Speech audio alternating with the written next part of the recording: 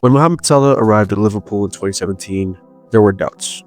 He'd already been in the Premier League once, at Chelsea, and he failed spectacularly. He was obviously talented, but he was super inconsistent.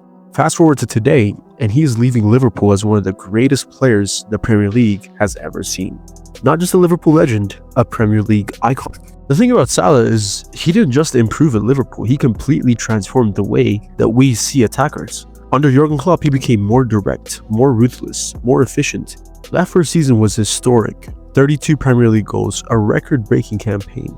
But what makes Salah different isn't one season. It's what he kept doing consistently for almost a decade. He didn't fall off, he sustained the output for 8 full years. That's where Salah separates himself. Season after season, his goals, his assists, his availability, and his inevitability are what carried Liverpool to success.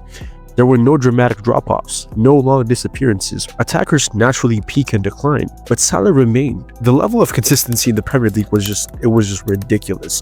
It's the most physically demanding league in the world, and his consistency is absolutely rare. The interesting part about Salah is when he arrived at Liverpool, he was joining an already stacked attack. Sadio Mane, Roberto Firmino, Felipe Coutinho, among many others. This was not Salah's team. He came to be a part of a system. But then he quickly evolved into a complete forward, a creator, a playmaker, and an enormous threat in transition. At times, he was Liverpool's entire attacking system. Defenders knew exactly what he wanted to do, and they still couldn't stop him. It quickly became very clear that this was Mo Salah's team. Now, people like to call him a stat padder. People like to call him a player who drifts through games and only contributes a goal or assist somehow after dropping an absolute stinker, which to some extent I agree with, but I wouldn't call it stat padding. Legacy isn't just numbers, it's the moments that you delivering, and Salah has delivered in some of the greatest moments in Liverpool's recent history. Huge title races, Champions League nights, and Champions League finals. This isn't just stat padding, he is contributing when it matters most. Now the interesting thing is the real debate. The Premier League has seen some of the greatest players we have ever seen. Thierry Henry, Cristiano Ronaldo, Wayne Rooney, and it has had icons in the past. Sergio Aguero, Mesut Ozil, David Silva. Where does Salah rank among the Premier League greats? I think Salah belongs in the Thierry Henry, Wayne Rooney, and Aguero conversation. Not as a debate inclusion, not as a wild card, but as an absolute certainty. Because when you combine his level of output, the longevity, the impact, the consistency, the team success, he checks every single box that would qualify a player as a great.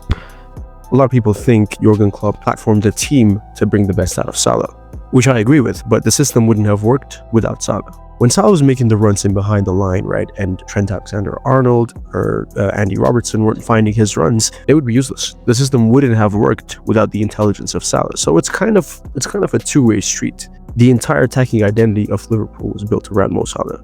For a player who was once considered a Premier League reject, that is immense influence.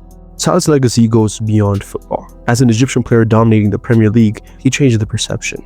At the time Salah arrived, football was largely dominated by Islamophobia, and it still is to some extent, right? But Mo Salah helps to fight that stigma. He became a global figure, an icon for millions, and that's an insane legacy. Legacy isn't what you just do on the pitch, it's what you represent. And Mo Salah represented the Arab world on the global stage at the highest level. The funny thing here is they've broken the Premier League transfer record twice, signing Florian Wirtz and then Alexander Isak. 2 attackers. They've also signed Hugo Ekitike. They'll continue to sign attackers. They'll continue to evolve and they'll continue to rebuild. But replacing Salah isn't just replacing goals, you know. You're probably going to get goals from Alexander Isak and Hugo Ekitike. You're probably going to get the assists from someone like Florian Wirtz, maybe Alexis McAllister or whoever else they sign. But how do you replace Mo Salah's reliability, his consistency, the elite output over years? It's a rare combination all in one player. And when it leaves, you're going to feel it. When I saw the news that Mo Salah was leaving, I thought, what am I going to feel when Bruno Fernandes leaves this club? You know, I'm a United fan. I have been for a very long time. Bruno is one of the icons that we have in this league and in this team. And I just can't help to think to myself, what's going to happen when Bruno leaves? It's going to be insane. But back to Mo Salah, he didn't arrive as a superstar, right? He arrived as a Premier League reject. He arrived as a 30-something million pound transfer that couldn't crack it in Chelsea. But then he became a superstar through his consistency, through his discipline, through his relentless output. And now as he leaves Liverpool, it's not just the numbers that speak for themselves. It's the inevitability as well. He wasn't just productive. He was week after week, season after season, delivering at the highest level. And when you look back at this era of the Premier League, I think he is the face of it. I think he is the face of the last decade of the Premier League, the late 2010s to the early 2020s.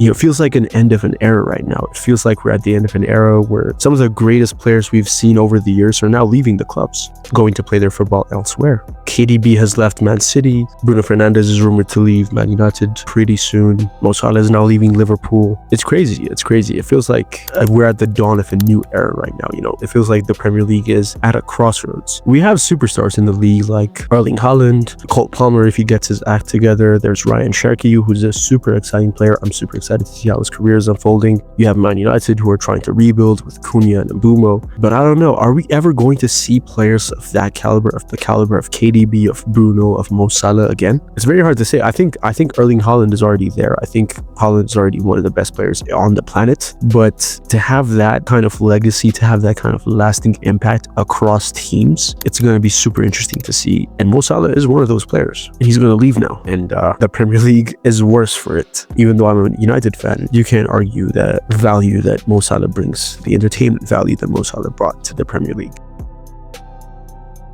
Thank you guys so much for watching. Please like, share, and subscribe, and I'm gonna catch you guys pretty soon.